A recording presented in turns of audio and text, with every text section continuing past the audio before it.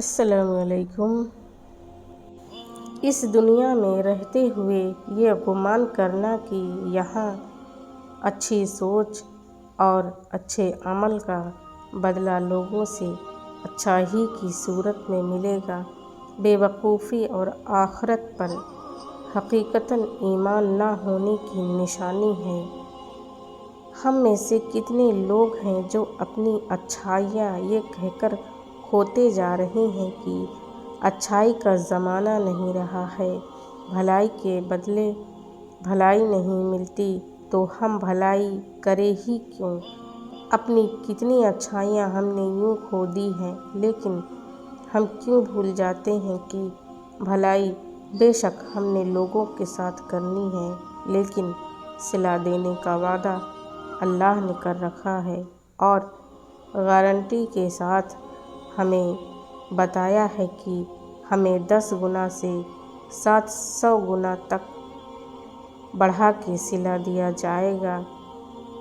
تو ہو سکتا ہے کہ اس دنیا میں ہمیں ہماری مرضی کا بدلہ نہیں ملے، لیکن آخرت پر یقین اور اللہ سے صلہ ملنے کا یقین ہمیں بھلائی کرنے سے روکنے نہیں دے گا۔ الذی خلق الموت والحیاۃ لیبلوکم ایکم احسن عملا۔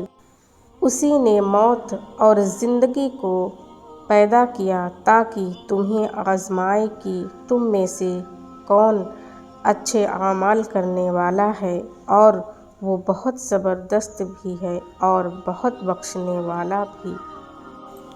سورہ کہف کی 19ویں آیت کا ایک لفظ ہے وَلْيَتَلَطَّفْ۔ یہ تھوڑا بڑھا کر کے لکھا ہوا ہوتا ہے کیونکہ یہاں قرآن پاک کا درمیان آ جاتا ہے۔ یہ لفظ پورے قرآن کا خلاصہ ہے اور اس کا ترجمہ ہے اور نرمی سے بات کیا کرنا۔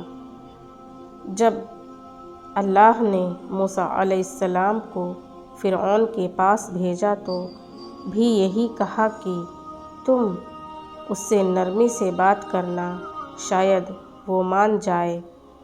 کون مان جائے؟ وہ انسان جس سے زیادہ تکبر اور گھمنڈ والا شخص دنیا میں کوئی اور آیا نہیں۔ زندگی کتنی بدل جائے، اگر ہم اس بات کو مان جائیں کہ نرمی سے بات کرنے کا مطلب بے وقوفی اور کمزوری نہیں بلکہ عاجزی اور اعلیٰ ظرفی ہے۔ دوستو، اگر میری ویڈیو پسند آئے تو اسے لائک، شیئر، واچ اور میرے چینل کو زیادہ سے زیادہ سبسکرائب کریں۔ میں آپ سب کی شکر گزار رہوں گی۔ جزاک اللہ خیر۔ پھر ملیں گے نیکسٹ ویڈیو میں، تب تک کے لیے اللہ حافظ۔